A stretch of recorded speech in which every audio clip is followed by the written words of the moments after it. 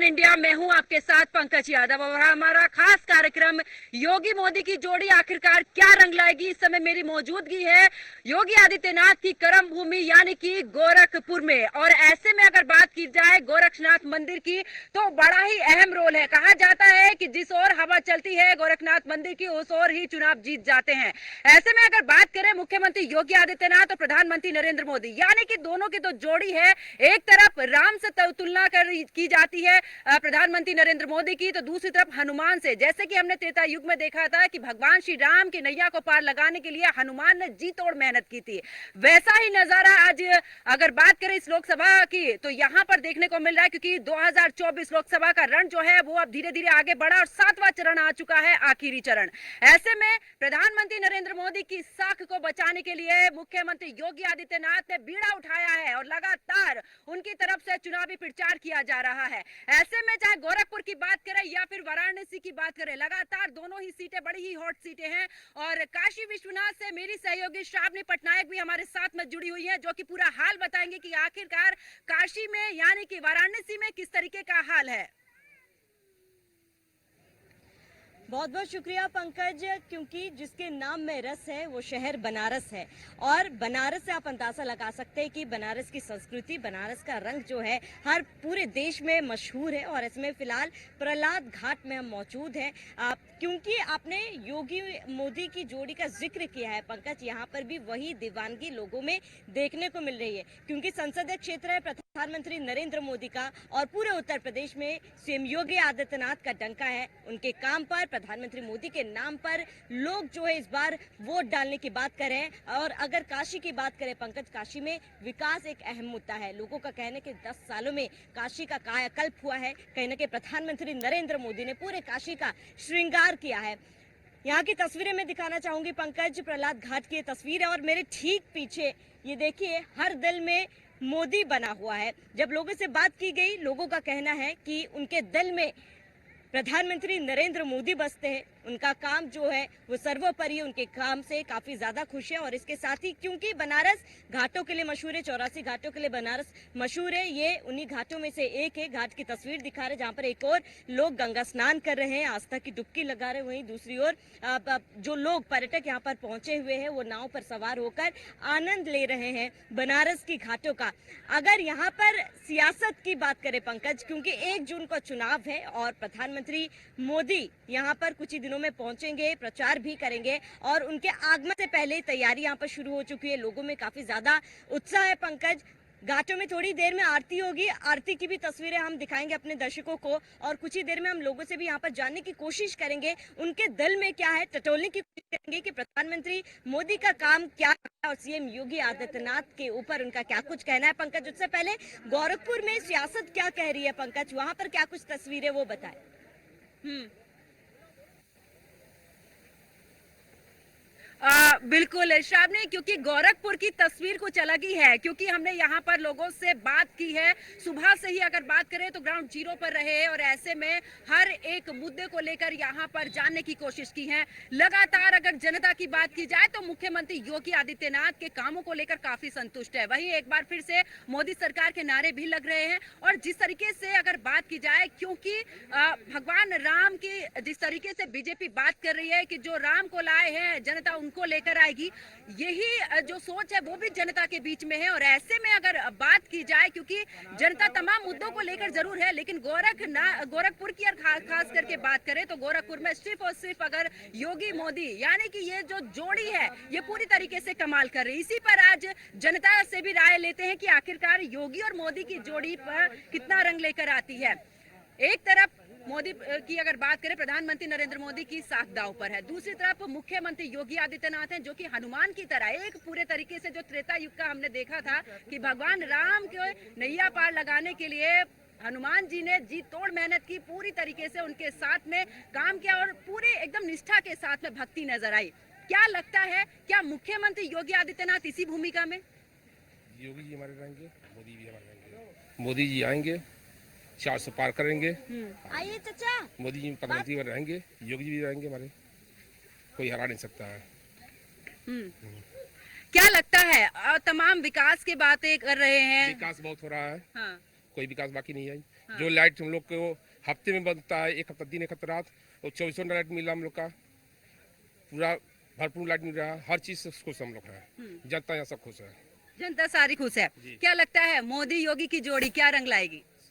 मोदी योगी की जोड़ी सबसे अच्छी है, और जो राम को लाया हम उनको लाएंगे। जो राम को लाए हैं हम उनको लाएंगे। 400 पार का नारा, 80 लोकसभा सीटें यूपी। हाँ, तो 400 पर कंफर्म है, मोदी की सरकार बनेगी। मोदी की सरकार बनेगी। मोदी जी आएंगे। मोदी जी आएंगे। कुछ और लोग भी हैं। क्या लगता है मोदी योगी की जोड़ी कितना रंग लाएगी? मोदी और योगी जी का जोड़ी हमको लग रहा है कि अभी तक पिछले सरकार में कभी ऐसी जोड़ी नहीं थी, और ऐसा प्रधानमंत्री हम लोगों को मिल गए हैं कि जो विदेश में भी जाते हैं तो इन लोगों का, वहाँ के प्रधानमंत्री इनका पैर छूते हैं। आखिर में कुछ अच्छा काम किए तभी तो पूरी देश इस प्रधानमंत्री जो नरेंद्र मोदी जी हैं सब लोग खुश हैं कि भारत में अगर कोई प्रधानमंत्री है, अगर विश्व गुरु है तो नरेंद्र मोदी जी हैं। और योगी जी को तो छोड़ ही दीजिए, उनकी बात है ही। ये तो योगी जी आए हैं, अगला प्रधानमंत्री के दावेदार महाराज जी हमारे योगी आदित्यनाथ जी रहेंगे, चाहे कितना भी लोग कोई कहे। प्रधानमंत्री आपने चुन लिए? चुन लिए हैं कि अगर रिटायर होते हैं हमारे मोदी जी तो प्रधानमंत्री के दावेदार असली एक नंबर में महाराज जी योगी आदित्यनाथ जी हैं। इसको कोई रोक नहीं सकता है। देश को चलाने इन्हीं को आता है कि कैसे चलाया जाता है और कैसे हर नागरिक के घर घर जाते हैं, सबका दुख दर्द समझते हैं। जरा थोड़ा सा आगे आइएगा क्योंकि फ्रेम में बात करें मुख्यमंत्री योगी आदित्यनाथ की हनुमान की भूमिका में नजर आ रहे हैं। देखा है पूरे तरीके से चुनावी प्रचार में, यानी कि 80 का लक्ष्य उत्तर प्रदेश में रखा, 400 पार का लक्ष्य रखा। उत्तर प्रदेश ही नहीं दूसरे राज्यों में भी मुख्यमंत्री योगी आदित्यनाथ की लोकप्रियता बढ़ती जा रही है चुनाव प्रचार के लिए।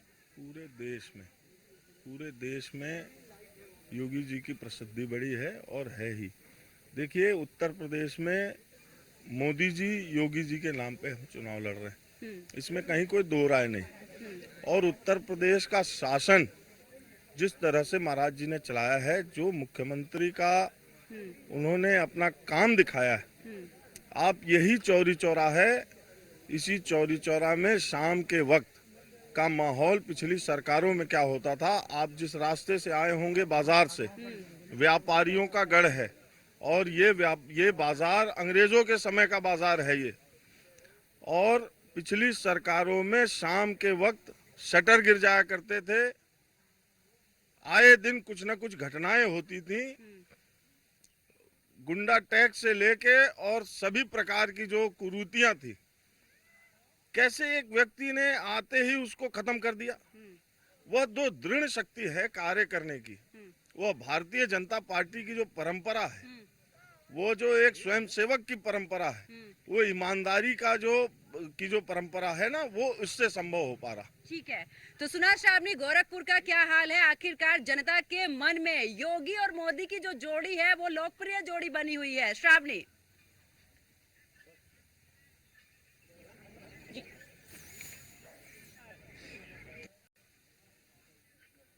उनका क्या कुछ कहना है, पूरे उत्तर प्रदेश में यहाँ पर क्या माहौल है, सभी को जानने की कोशिश करेंगे। लेकिन सबसे पहले पंकज, क्योंकि यहाँ पर लोग आते हैं तो गंगा में आस्था की डुबकी जरूर लगाते हैं, और ऐसे में तो गंगा में आस्था की डुबकी लगाते हैं। और ऐसे में हमारे बीच मौजूद है, सर आप आगे आ जाइए जरा सा। कहाँ से हैं आप? हम भभुआ बिहार से हैं। बिहार से। अभी अभी आप गंगा स्नान करके हाँ आए बिल्कुल, हैं? गंगा स्नान किए हैं, बहुत आनंद आया। आनंद आया। काशी विश्वनाथ के दर्शन हुए हाँ आपको? काशी विश्वनाथ तो नहीं जा पाए, हम थोड़ा सबके साथ आए थे, और वहाँ पे आग उग देने के बाद हम गंगा स्नान किए, और मेरा मन किया कि थोड़ा मोदी जी का काम देखने के लिए आज पैदल ही चलते हैं राजघाट। अच्छा। और घूमते घूमते आए हैं पैदल। आज से हम करीब 5-7 साल पहले आए थे, इस टाइप का नहीं था, और अभी भी काम अच्छा हो रहा है और बहुत ही अच्छा लगा हमको। कैसा? क्योंकि आप कह रहे हैं कि मोदी जी का काम देखना चाहते थे आप, संसदीय क्षेत्र है प्रधानमंत्री मोदी, कैसा लगा काशी? बहुत ही अच्छा लगा हमको। अब ये लग रहा है कि हम लोग सोचते थे कि त्रेता युग आ जाए, उस टाइप का अब लग रहा है कि हाँ त्रेता युग आने वाला है। और अभी ये हम देखे हैं हर दिल में मोदी, और इसका एक सेल्फी भी लिए हैं। अच्छा, कि लोगों सेल्फी भी लिया बिल्कुल, हाँ बिल्कुल, हमारे मोबाइल आपके में दिल में भी है क्या मोदी? बिल्कुल बिल्कुल, मेरे दिल में, दिमाग में, हर चीज हर जगह है। अच्छा, उत्तर प्रदेश में बात की जाए, सीएम योगी आदित्यनाथ के काम को भी काफी ज्यादा सराहा जाता है, जी बिल्कुल। लेकिन थोड़ा आप बिहार से हैं, जरा बिहार के बारे में बताइए, वहाँ पर राजनीति क्या कह रही है? बिहार में 40 सीट है संसदीय सीट, और 40 में 40 भाजपा को ही जा रहा है। काराकाट का एक सीट हम मान सकते हैं कि उनको पवन सिंह को जाएगा, और 40 का 40 में एक ही कम तो रहेगा। बिहार के दिल में भी मोदी है। मोदी है मोदी। सर आपका क्या कहना है? क्या इन ऐसे जो है हम लोग कहा जाए, हाँ। इन्होंने कहा कि जो है वाराणसी बड़े सुंदर हो गई। जरा कैमरा घुमा लीजिए, ये घाटों की दशा देख लीजिए आप। यहाँ घाट पे जो है यहाँ की गंदगी, यहाँ देखिए बालू और इसकी गंदगी जो है देख लीजिए।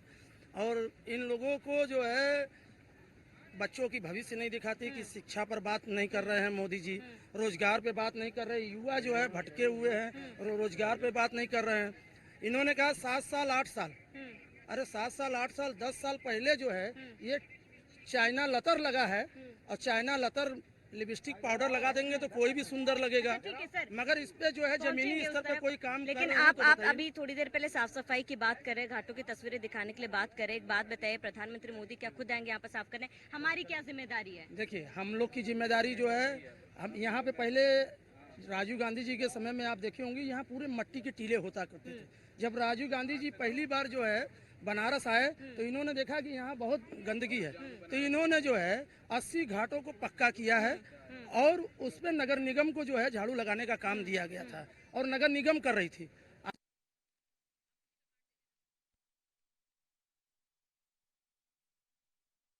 योगदान है। घाटों की दशा देख लीजिए, गंदगी देख लीजिए, स्थिति देख लीजिए। ये गंदगी है। की बात आप बार बार कर रहे हैं कि गंदगी की बात, लेकिन मैं आपसे यही कहूंगी कि क्योंकि आम जनता की भी तो कोई जिम्मेदारी होती है साफ सफाई के लिए। नहीं, देखिए आम जनता की जिम्मेदारी जो होती है, आम जनता तो जागरूक ही है और गंदगी तो आम जनता नहीं कर रही। जो बाहर से जैसे ये बिहार के आए कहे कि 40 में 40। ठीक है, आपके पास मैं लौटूंगी। चाचा आप बनारस से हैं? जी, अच्छा ये बताइए, 1 जून को चुनाव है, बनारस में क्या माहौल है चाचा?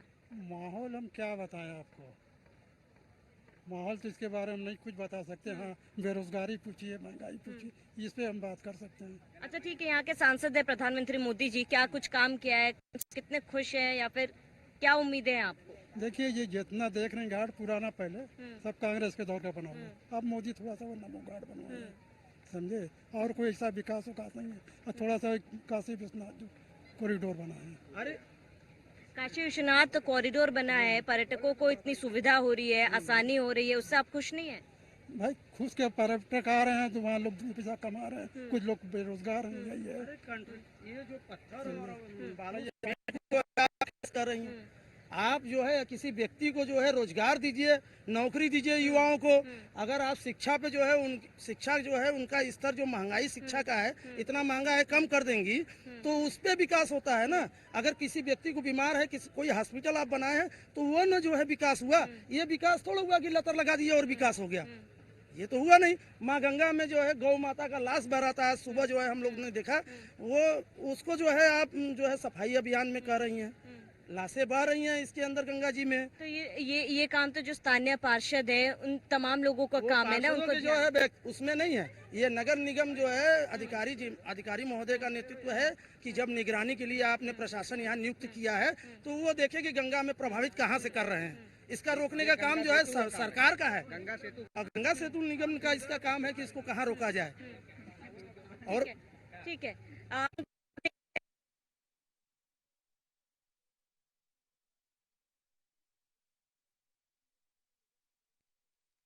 तो लोग काम हुए, लेकिन यहाँ पर कुछ स्थानीय लोग भी हैं जिनके मुद्दे अलग हैं, जिनकी उम्मीद शाबनी, इस समय पर लोगों की प्रतिक्रियाएं हमने सुनी, लेकिन गोरखपुर की सियासत की अगर बात की जाए तो सियासत भी काफी गरमाई हुई है, तपिश गर्मी की बढ़ी हुई है, लेकिन सियासत की तपिश भी कम नहीं है शाबनी इस दौरान। और देखा जाए तो यहाँ पर बीजेपी प्रत्याशी और इंडिया गठबंधन दोनों के बीच में कड़ा मुकाबला है। और आज जब हमने यहाँ पर बीजेपी के प्रत्याशी यानी कि दूसरी बार जिन्हें बीजेपी ने अपना प्रत्याशी बनाया है, रवि किशन, जो कि गोरखपुर से मौजूदा सांसद भी हैं, उन्होंने भी तमाम बड़ी बातों का जिक्र किया। उन्होंने कहा कि चाहे कुछ भी हो जाए, जोड़ी किसी की भी बन जाए, लेकिन मोदी और योगी की जोड़ी के सामने सब कुछ फेल है। आखिरकार रवि किशन ने क्या कुछ कहा है, जरा सुनिए। हमारे साथ में मौजूद हैं बीजेपी के दूसरी बार प्रत्याशी रवि किशन जी, और इस समय पर मौजूदा सांसद भी हैं गोरखपुर से, उनसे बातचीत करते हैं। सर, किस तरीके से देखते हैं, क्योंकि गोरखपुर का चुनाव महज कुछ ही दिन बचे हैं, ऐसे में तमाम मुद्दे उठाए जा रहे हैं, इस बार कितनी चुनौती और क्या कुछ? कोई देखिए, जहाँ कार्य गरीबों का कल्याण है वहाँ काहे की चुनौती, जहाँ सत्य को कोई चुनौती होती है। मोदी योगी जी सत्य हैं, भाजपा एक सत्य है, गरीबों का कल्याण किए।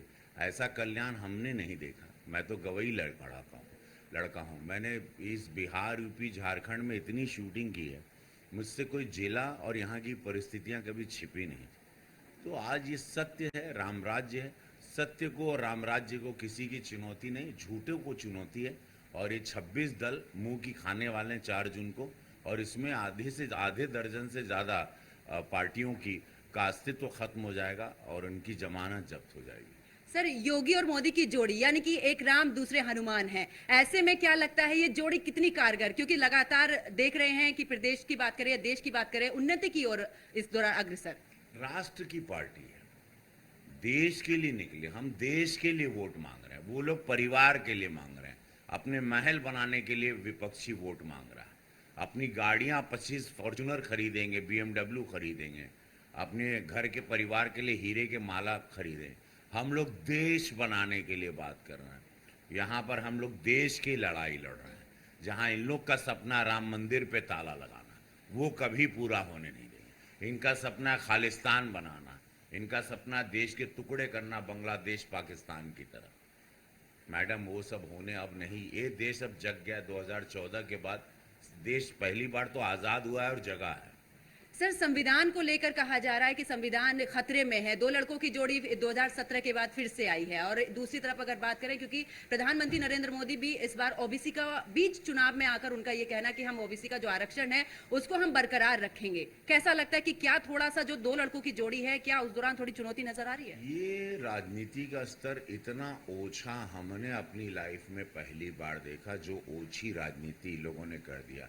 अब जरा सोचिए, हम लोग इतनी बड़ी शक्ति में थे पार्लियामेंट में पिछले सत्र में, 370 की धारा जब हटाए तो उसी वक्त संविधान, भीम बाबा साहब आम्बेडकर जी का सम्मान और उनके संविधान का सम्मान हम लोग पूजा करते हैं। हमारे यशस्वी प्रधानमंत्री मोदी जी पूजा करते हैं। ये चाहते हैं लोग, विपक्षी चाहते हैं शरीयत से देश चले। ऐसा नहीं हो सकता मैडम।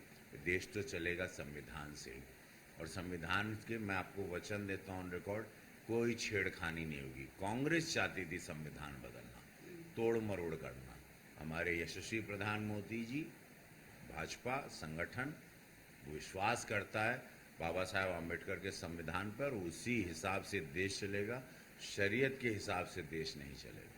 इन लोगों का ये भी कहना है कि अगर बीजेपी एक बार फिर से आती है तो इस बार संविधान तो खतरे में है ही, लेकिन दूसरे मुद्दों को लेकर भी, कि रोजगार की बात हो, तमाम मुद्दों को लेकर बीजेपी जो है थोड़ा पीछे खिसक रही है। इन पर बोलते हैं। नहीं, रोजगार बहुत है। गीडा, गोरखपुर में जहाँ बैठी, गीडा इंडस्ट्रियल एरिया है, अनगिनत रोजगार है। भोजपुरी की शूटिंग करके अनगिनत रोजगार हमने क्रिएट किया। यहाँ पर नौकायान बना है, करीबन 20,000 परिवार का यहीं पे चूल्हा जलता है। आत्मनिर्भर भारत में हम लोग टेराकोटा से लेके आर्टिस्ट तैयार कर रहे हैं, क्रिएट कर रहे हैं।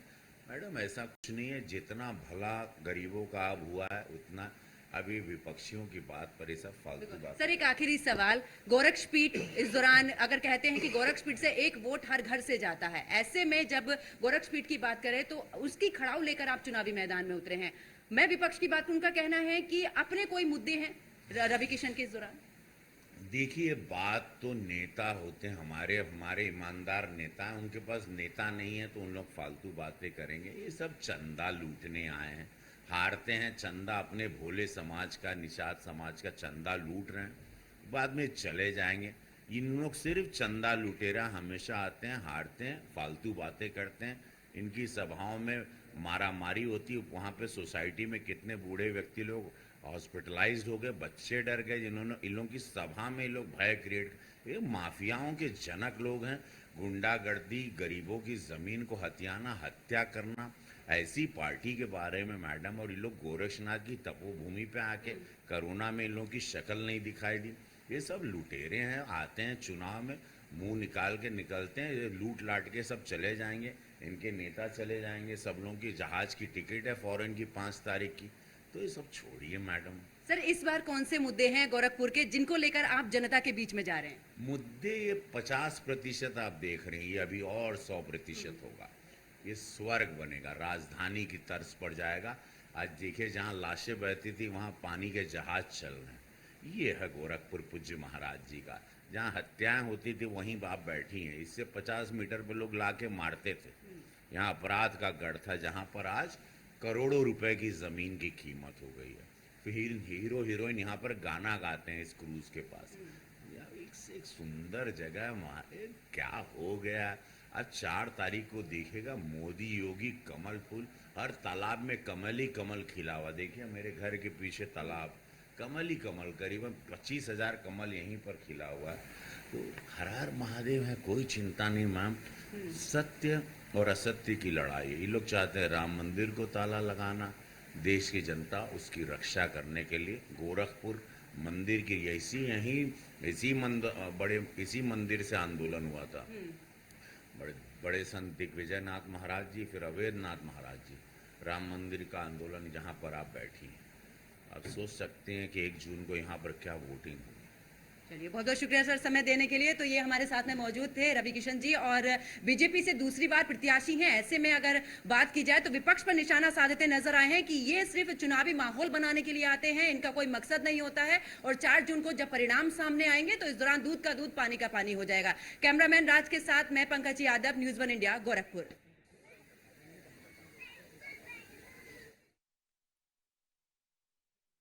सुना आपने रवि किशन ने क्या कुछ कहा। राजनीति किस तरीके से गरमाई हुई है। एक बार फिर से योगी और मोदी की जो जोड़ी है, यानी कि प्रधानमंत्री नरेंद्र मोदी की साख दांव पर है। 400 पार का नारा दिया हुआ है। इधर उत्तर प्रदेश की बात की जाए तो 80 लोकसभा जीतने का लक्ष्य रखा है, जिसको पार करने के लिए यहाँ पर मुख्यमंत्री योगी आदित्यनाथ अहम भूमिका में है।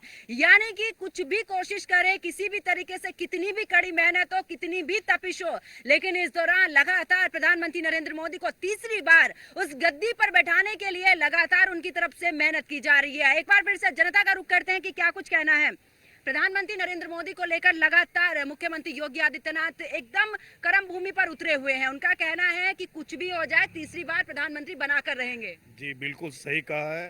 भारत के विकास के लिए और विकसित भारत बनाने के लिए प्रधानमंत्री, विश्व के नेता हमारे माननीय श्री नरेंद्र मोदी को ही चुनना चाहिए। और जो योगी जी ने जो बात कह दी वो बिल्कुल सही कहा। 80 में 80 सीटें उत्तर प्रदेश से मिलेंगी, इसमें कोई दो राय नहीं है।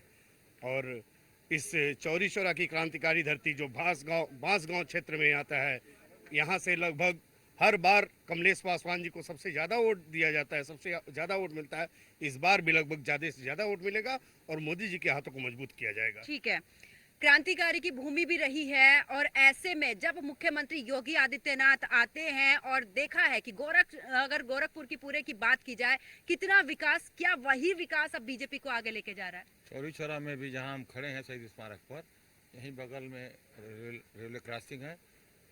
बहुत दिनों से हम लोग प्रयासरत थे, बहुत परेशानी थी जनता को यहाँ पर ओवरब्रिज का। और माननीय योगी जी ने 61 करोड़ रुपये की लागत से 2 साल पहले यहाँ पर कमलेश पासवान जी के कहने पर ही यहाँ ओवरब्रिज स्वीकृत कर दिया। भोपाल क्रॉसिंग जहाँ हम खड़े वहीं बगल में ही, और बहुत विकास हुआ। यहाँ सामने रेलवे स्टेशन है, यहाँ उन्होंने ज़्यादा एक्सप्रेस ट्रेन भी रुकवा दिया माननीय कमलेश पासवान जी ने।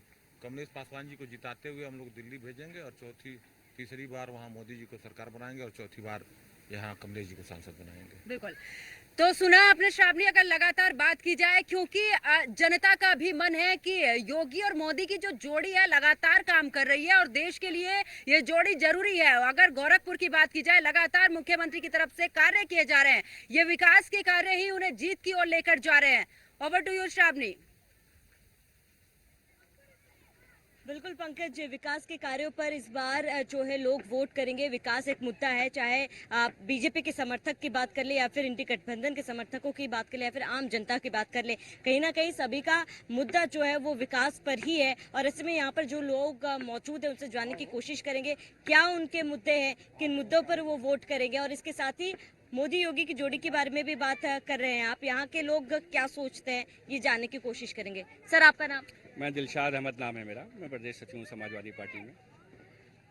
इस बार का चुनाव आप कैसे देख रहे हैं? बनारस में कैसा है? बनारस के लोग बहुत उदास हैं, निराश है। जो सरकार 10 साल हम लोगों ने मोदी जी को दिया, बनारस का चाहे नौजवान हो या बुनकर हो या किसान हो या छात्र हो, जो उम्मीद थी माननीय नरेंद्र मोदी से, वो उम्मीद पूरी नहीं हुई। हम लोगों ने सोचा था बनारस वीआईपी क्षेत्र होगा, बनारस में एक बहुत बड़ा कारखाना लगेगा, बनारस में एक बहुत बड़ा शिक्षा का मंदिर यूनिवर्सिटी खुलेगी, बनारस के अंदर बहुत बड़ा एक एम्स जैसा हॉस्पिटल खुलेगा, लेकिन 10 सालों में कोई ऐसी सुविधा नहीं हुई। सरकारी अस्पतालों की स्थिति वो बदतर है, वहाँ इलाज दवा नहीं है इलाज के लिए, लोग परेशान हैं। यहाँ बुनकर यहाँ मर रहा है, यहाँ से पलायन कर रहा है गुजरात की तरफ। एक झुंझुनवाला यहाँ फैक्ट्री हुआ करती थी, वो झुंझुनवाला फैक्ट्री नीलाम हो गई है, उसकी जगह फॉर्चून ने ले लिया है। ये उद्योगपति लोगों की पार्टी है, ये गरीब मजलूमों की पार्टी नहीं है, नौजवानों की पार्टी नहीं है। कई बार नौजवानों की परीक्षा लीक हो गई, पेपर लीक हो गया, नौजवानों को संविदा पे नौकरी मिल रही है, जो नौकरियां होना चाहिए पूरी, जो उन्होंने वादा किया था 2 करोड़ नौकरी का, 2 करोड़ नौकरी नहीं मिली। मिली क्या? नौजवानों को अग्निवीर जैसी नौकरी मिली जो 4 साल में रिटायर हो जाता है नौजवान।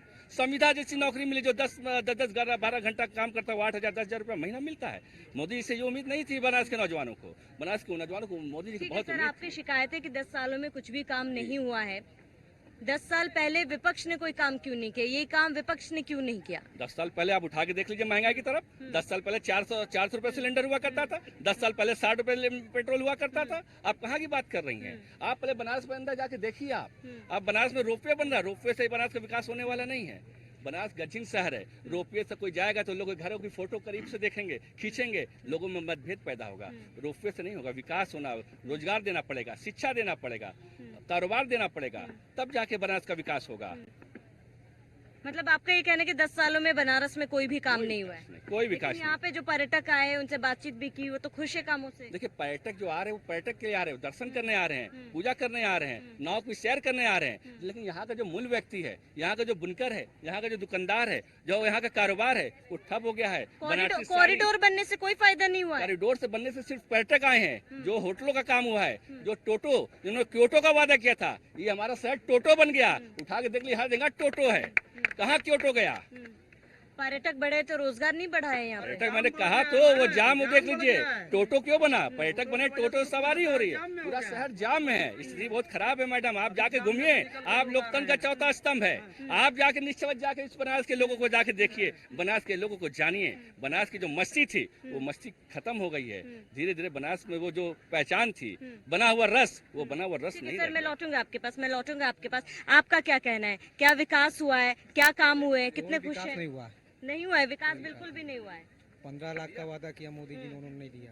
कोई कल कारखाना जो है बनारस के जो है संसदीय क्षेत्र में नहीं लगाया। हाँ, एक गांव गोद लिया था उन्होंने, उस गांव की भी दशा जाकर देख लीजिए, उस गांव में भी कुछ नहीं हुआ है। और यहाँ कोटा बनाने की बात हुई थी, यहाँ सही भाई साहब ने कहा कि कोटा बनाते हैं।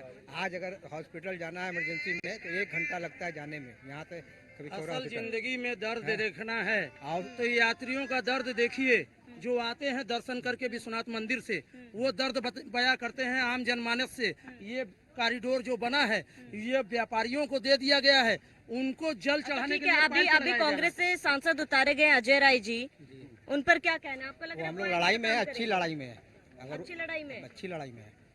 अच्छी लड़ाई में चुनाव जीत रहे हैं। 3 बार से तो चुनाव जीत नहीं पाए। 3 बार से वो बंदा जो है, आप ये देखिए कि मोदी जी की बीबी का नाम ला दिया, दूसरी बार में वैक्सीन का नाम ला दिया कि वैक्सीन गलत लग गई, तीसरी बार भी जो है वो लड़ने के लिए तैयार हैं। डरने वाले व्यक्ति अजय राय नहीं हैं, आप ये जान लीजिए। और आज 50 साल में पहली बार ये भाजपा के लोगों को भूमियार बैठक करनी पड़ी है, और ये भूमियार बैठक भी निर्णय इनको देगा और इनको जवाब देगा। कांग्रेस सक्षम है प्रधानमंत्री मोदी को टक्कर देने के लिए? अरे कांग्रेस पूरी तरह सक्षम आज नहीं, कांग्रेस नहीं टक्कर देगी, जनता टक्कर देगी। जनता न देगी। और कांग्रेस जो कांग्रेस सक्षम है तो गठबंधन क्यों किया है सपा के साथ? नहीं, गठबंधन तो जो पूरे उत्तर प्रदेश में कहने की कांग्रेस की वजूद खत्म हो ही गई है। 40 पार्टी की गठबंधन है आपकी पार्टी में, और आप कहती है मेरा बच्चा अकेला है। आप वही बात हुआ कि जो अकेले की बात नहीं कर रहे तो ठीक है, हम करें तो गलत हो गया। गठबंधन प्लीज नो प्रॉब्लम, क्योंकि गठबंधन है जिसको जो चाहे वो चाहता है कि जिस हमसे चलता है, मोदी चले या कांग्रेस पार्टी चले, यस वो भी जो भी हमको जनता, यस ठीक है कि आप ठीक है। आपका क्या कहना है? गया जिला के है सर। हमारा तो कहना है कि माननीय प्रधानमंत्री जी इन लोगों का कहना है कि विकास नहीं की, लेकिन हम तो यहाँ के निवासी हैं, रहने वाले हैं। मेरा कहना है कि उन्होंने विकास तो किया, अच्छी खासी विकास किया। कौन सी हॉस्पिटल दे दिया साहब, कौन सा स्कूल दे दिया, महाविद्यालय दे दिया साहब, आखिर उसने क्या किया है भाई साहब? आपकी बात तो सुन रहे थे ना, आपकी बात सुन रहे थे। एक बार आज से 10 साल पहले इसी घाट पे कोई नजर नहीं आता था, खाड़ पे बिखरे हुए थे। यहाँ से मनकनका घाट जाइए, मनकनका घाट जाने में डर लगता था। यहाँ से मनकनका घाट जाने में डर लगता था, घाट जाने में डर लगता था, हर व्यक्ति को डर लगता था। और आज के नहीं, पहले कोई सुविधा नहीं था, बैठाया है। देखिए आप प्लान बैठाया है, 24 घंटा बिजली कैसे दे रहे हैं? देखिए इसमें आप राजघाट पे हैं। कांग्रेस ने बैठाया था या कांग्रेस ने बैठाया है? कांग्रेस ने 65 साल, इन लोग छाती पीट रहे हैं 65 साल का। अखिलेश सारा काम बनारस में कांग्रेस प्लान, तब 24 घंटा बिजली मिल रही है। सारा काम बनारस में कांग्रेस ने किया है। अरे अधिक संख्या में हम रहे तो अधिक ज्यादा जनता ने सरकार क्यों बदल दी? फिर सरकार राम मंदिर के नाम पे बदल दी, जातिवाद के नाम नहीं जातिवाद नहीं, ना राम मंदिर का मुद्दा बना के जो है बदल गई। 10 साल पहले इन्होंने ये देखिए, जनता के दिमाग में ये था कि यहाँ जो है कुछ अद्भुत होगा, यहाँ फैक्ट्री लगेगी, यहाँ कल कारखाने लगेंगे। ये जनता ने 2014 में सोचा, ये थोड़ा सोचा था कि राम मंदिर के नाम पर घुमा के हम लोग को 10 साल 15 साल बेवकूफ बनाएंगे। क्या कह रहे हैं सर? अब बनारस से हैं, ये कह रहे कोई काम नहीं हुआ बनारस की। लेकिन अब इनकी मानसिकता क्या मैं नहीं कह सकता, लेकिन मेरा मानसिकता ये है कि बिंदी जी ने विकास किया। आज से 10 साल पहले यहाँ से दशाश्वमेध कोई पैदल नहीं जा सकता था, रास्ते में बिजलियाँ गुम, कोई भी महिला पुरुष कोई नहीं जाता था। आज की डेट में रात को 11 बजे 12 बजे यहाँ से दशाश्वमेध चली जाइए। महिला की बात हो रही, मैं बताता हूँ 1 मिनट। ये महिला की बात कर रहे हैं, यही भारतीय जनता पार्टी के IT सेल के लोगों ने BHU में हमारी बहनों, हमारी महिलाओं के साथ बलात्कार किया। ये भाजपा के IT सेल के 3 लोग थे। पूछिए नामजद मुकदमा हुआ कि नहीं हुआ? ये महिला की बात करते हैं।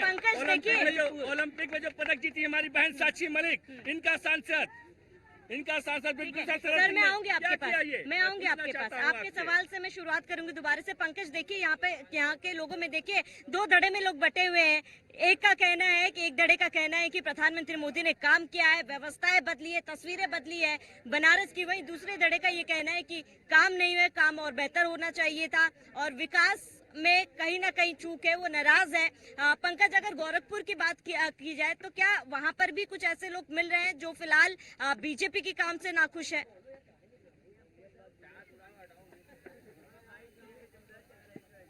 देखिए श्रावणी, ऐसे तो कम लोग मिले हैं, लेकिन हाँ बिल्कुल अगर सियासत की बात की जाए, जिस तरीके से अब इंडिया गठबंधन की जो प्रत्याशी हैं इस दौरान काजल निषाद गोरखपुर से, उनका भी एक अलग ही मुद्दे रहे हैं। उन्होंने भी तमाम बातों का जिक्र किया जब उनसे बातचीत की गई कि आखिरकार, क्योंकि इस दौरान रवि किशन है जो पहले से ही मौजूदा सांसद हैं, और ऐसे में जब वहां पर चुनावी मैदान में उतरी है, क्योंकि निषाद समुदाय यहाँ पर 20% है, उसको लेकर पूरे दावे के साथ में काजल निषाद दावेदारी ठोक रही है और इस दौरान कह रही हैं कि एक बार अपनी बेटी को मौका जरूर दीजिएगा, परिवर्तन जरूर लाइएगा और देखिएगा कि गोरखपुर की तस्वीर किस तरीके से बदलती है। और आज हमने काजल निषाद से भी खास बातचीत की है, क्या कुछ उनका कहना रहा है जरा अपने दर्शकों को एक बार वो भी सुनवा देते हैं।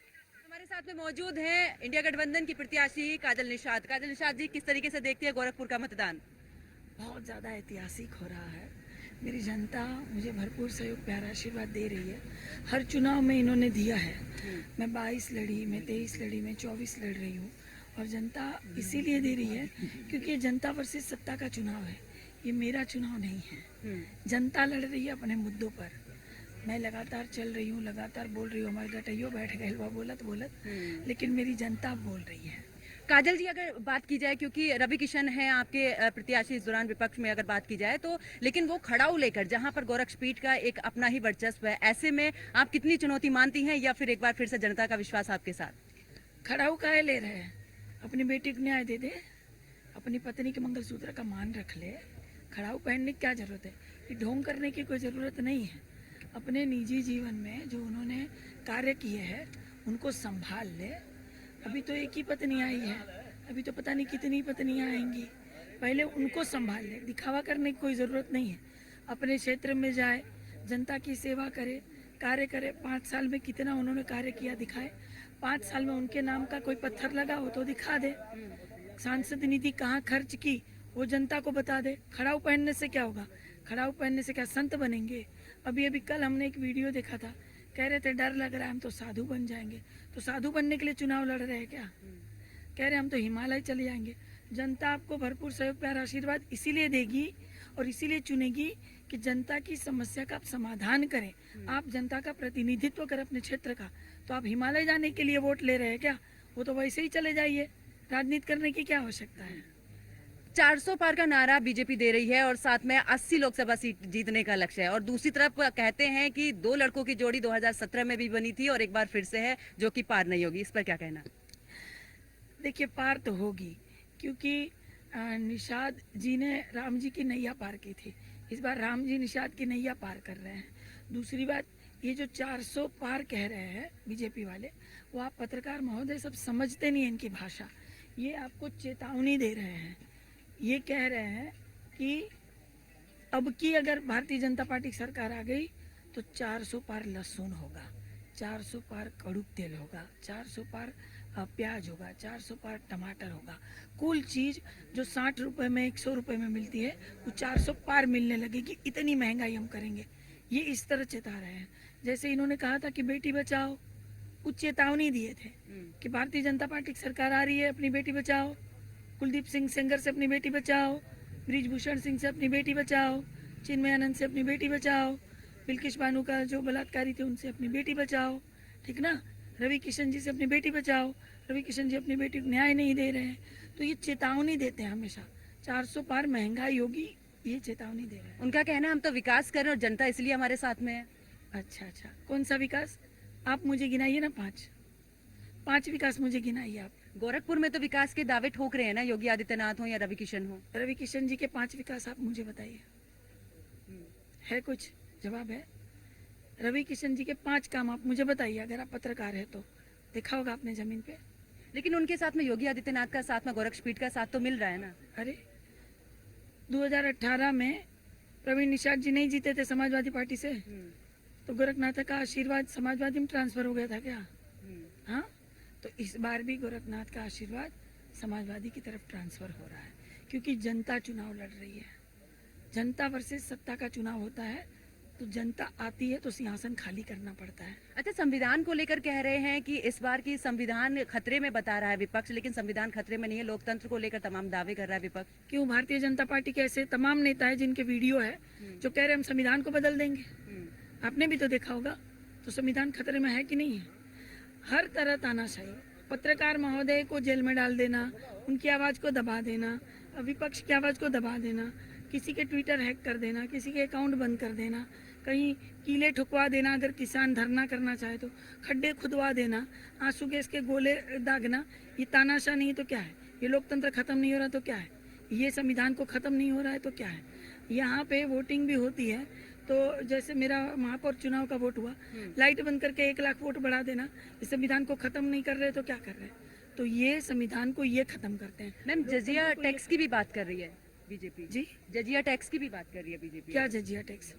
क्या जजिया टैक्स? इतना सारा टैक्स तो जनता के ऊपर लगा चुकी है, उससे जनता उभर नहीं पा रही है। ये एक नए नए नमूने दावे लेकर आते हैं। ये इन्होंने कहा था 15 लाख आएगा, आया नहीं आया। इन्होंने कहा 2022 से पहले पक्के मकान बनेंगे, बने नहीं बने। 100 स्मार्ट सिटी बनेगी। कुछ गोद लिए हुए सांसद जी के गांव तो अभी भी गोद में खेल रहे हैं। कभी उन गांवों में आप जाइए जो सांसद जी ने गोद लिए हुए, उन गांवों की हालत दिखाइए। क्या विकास करेंगे? ये सबका साथ सबका विनाश वाली सरकार है। मैम, अगर आप जीतती हैं, ऐसे मुद्दे रहेंगे आपके? देखिए, गोरखपुर में बहुत सारे मुद्दे हैं। भारतीय जनता पार्टी की सरकार ने तो मुद्दों का भंडार भर रखा है। सबसे पहली समस्या है ट्रैफिक जाम की समस्या। यहाँ पर ट्रैफिक जाम बहुत ज़्यादा हो जाता है। एम्बुलेंस में बेचारे परिजन जाते हैं तो वहीं उनका निधन हो जाए, बीच में अस्पताल की सुविधाएं नहीं मिल पाती, पहुँच नहीं पाते। तो यहाँ पे फ्लाईओवर बनने चाहिए। 3-4 फ्लाईओवर है जो समाजवादी पार्टी की सरकार में बने हैं। इनकी पार्टी की सरकार में तो ईंटा तक नहीं होता है। हम लोग अभी तक मेट्रो का ईंटा ढूंढ रहे हैं, अभी नहीं बना। तो ये तो फ्लाईओवर बनने चाहिए जिससे ट्रैफिक की समस्या से छुटकारा मिले। दूसरी, यहाँ जानवरों की समस्या बहुत है। मवेशी जानवर यहाँ वहाँ घूमते रहते हैं, तो जब टकराते हैं बाइकरों से तो दोनों को चोट लगती है। वीडियो मैंने दिखाया था कि यहाँ बाइकर भी लहूलुहान होता है और सांड भी जो है जानवर भी लहूलुहान होता है। तो इनके लिए पशु आश्रय स्थल बन जाना चाहिए। वो पशु अपने जगह सुरक्षित रहे या मानव अपनी जगह सुरक्षित रहे। तीसरी बात, जल निकासी की समस्या बहुत बड़ी समस्या है। जरा सा 1 घंटे की बारिश हो जाती है, पूरा शहर जलमग्न हो जाता है। तो अंडर शिविर ही बनना चाहिए, जो इनकी सरकार में नहीं बना है। ऐसे ऐसे तो बहुत मुद्दे हैं, ये कम मुद्दे हैं क्योंकि मुझे बहुत लेट हो रहा है, मेरे पास समय अब बहुत कम है। 4 दिन बचे हैं। मैं अपील करना चाहती हूँ 1 जून को पहला बटन जरूर दबाइएगा। 1 जून को मेरा जन्मदिन है। आप सभी जो है मुझे आशीर्वाद के रूप में 1 वोट दीजिएगा, इतनी अभिलाषा है। और 14 साल से मैं संघर्ष कर रही हूँ, तो 14 साल में श्री रामचंद्र जी का वनवास खत्म हो गया था। आपकी बहन बेटी लोकल प्रत्याशी का वनवास खत्म करे, जिताए और बाहरी को भगाए। बहुत बहुत शुक्रिया मैम हमारे साथ बातचीत करने के लिए। तो ये थी इंडिया गठबंधन की प्रत्याशी काजल निषाद, जिनका कहना है कि तमाम मुद्दे हैं गोरखपुर में जो कि इस बार अगर वो जीतती हैं तो उन मुद्दों को पूरी तरीके से सुलझाएंगे। साथ ही इस दौरान बीजेपी पर भी तंज कसती नजर आई है कि तमाम बातों का जिक्र भले बीजेपी करती है, लेकिन अब जनता ही यूपी के ऊर्जा एवं नगर विकास मंत्री AK शर्मा ने न्यूज़ 1 इंडिया से खास बातचीत की है। उनका क्या कुछ कहना है, जरा सुनिए।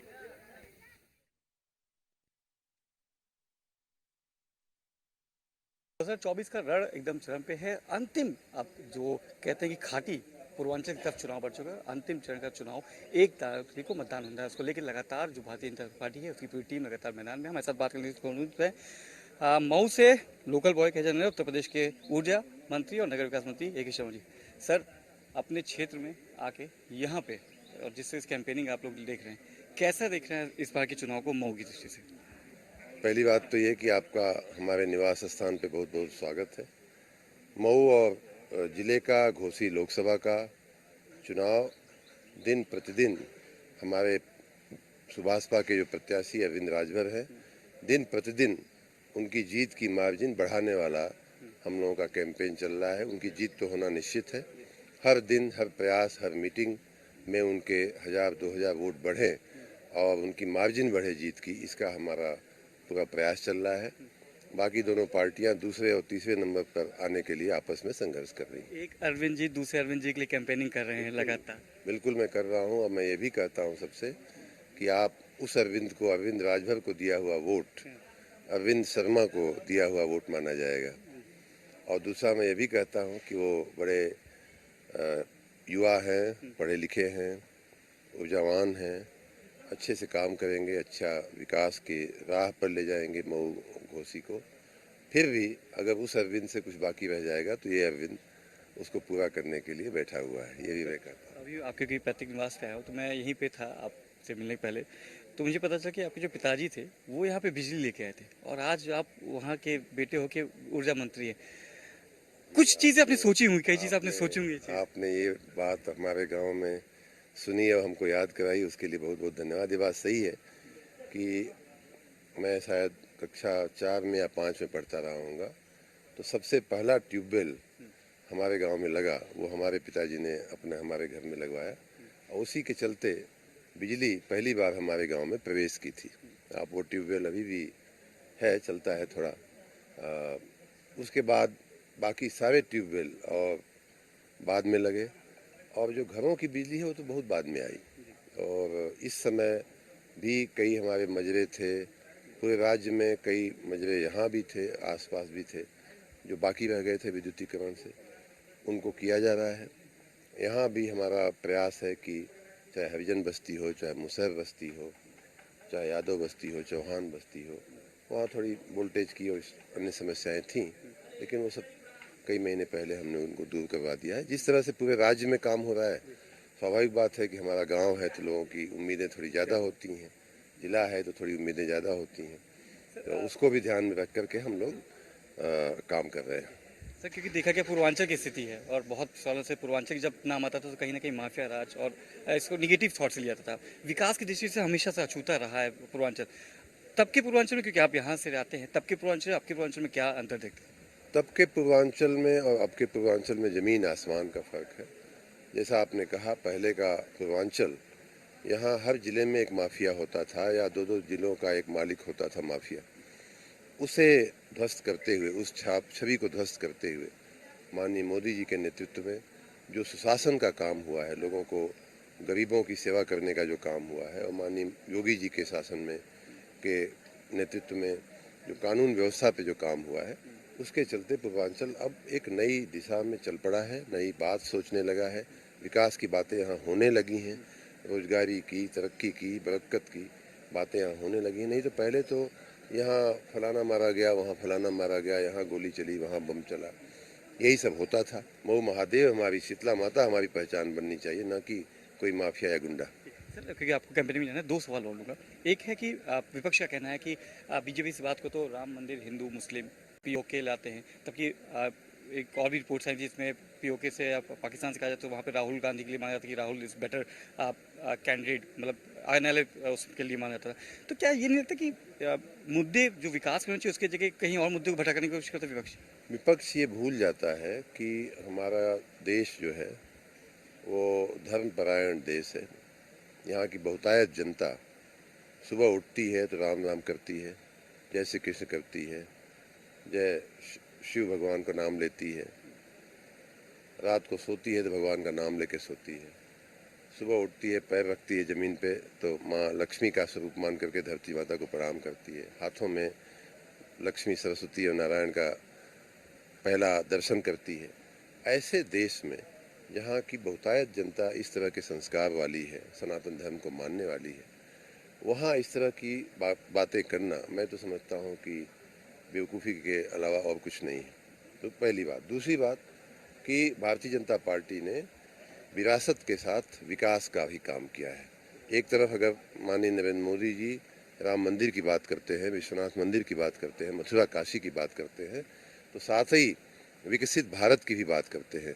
उस भारत की बात करते हैं जिस भारत में हर व्यक्ति को अन्न सुरक्षा हो, हर व्यक्ति को खाद्य सुरक्षा हो, हर व्यक्ति के पास मकान हो रहने के लिए, हर व्यक्ति के पास शौचालय हो, हर व्यक्ति के घर में किचन में उसके रसोई गैस हो, हर व्यक्ति अगर बीमार पड़ जाए तो उसको इलाज कराने की सुरक्षा के रूप में आयुष्मान कार्ड हो। ये सब विकास तो सिर्फ विरासत नहीं, सिर्फ मंदिर नहीं, सिर्फ राम नहीं, बल्कि राम राज्य की भी हम लोग कल्पना और स्ट्रेटजी के ऊपर आदेश आगे चल रहे हैं, उस राह पे चल रहे हैं। विपक्ष को अभी ये बात समझ में आने में बहुत देर लगेगी और तब तक माननीय प्रधानमंत्री जी अभी 20-25 साल फिर से प्रधानमंत्री रहेंगे। धन्यवाद। तो ये थे मऊ के लोकल बॉय अरविंद कुमार शर्मा जी, और जो कि अरविंद राजभर के लिए वोट मांगे तो कहते हैं विकास की गारंटी, एक अरविंद काम नहीं कर पाएंगे तो दूसरा अरविंद काम करके देगा, और डबल इंजन सरकार में डबल अरविंद के साथ जुड़िए और मऊ का विकास करिए। विपक्ष मुद्दा विहीन है, विपक्ष पे अगर चुनाव लड़ा जाएगा तो देखा जाएगा किसकी जीत होगी। जनता सब जानती है, जनता से अपील है कि विकास के पथ के लिए वोट करें। वीडियो तो सुना आपने, हमने आपको सत्ता पक्ष से भी सुनाया और विपक्ष से भी सुनाया कि आखिरकार किस तरीके के मुद्दे हैं। सत्ता पक्ष कौन से विकास कार्यों को लेकर इस बार चुनावी मैदान में है, विपक्ष कौन से ऐसे मुद्दे उठा रहा है कि आखिरकार किन मुद्दों पर चुनाव लड़ रहा है। और जिस तरीके से वाराणसी से मेरी सहयोगी श्रावणी पटनायक भी हमारे साथ में जुड़ी और उन्होंने भी बताया कि आखिरकार वाराणसी की जो तस्वीर है वो किस तरीके से बदली है। वहां पर प्रधानमंत्री नरेंद्र मोदी का संसदीय क्षेत्र है तो वहां की जनता का क्या कुछ रुक रहा है। और अब क्योंकि 7वां चरण जो है उसकी शुरुआत है और 1 तारीख को चुनाव भी है, ऐसे में बिल्कुल देखने वाली बात होगी कि जनता का रुख क्या एक बार फिर से मोदी और योगी की जोड़ी पर विश्वास जताता है, या जिस सत्ता परिवर्तन की बात विपक्ष कर रहा है क्या उस और जनता का रुक जाता है। मेरे साथ तो फिलहाल इतना ही। आप देखते रहिए न्यूज़ 1 इंडिया। नमस्कार।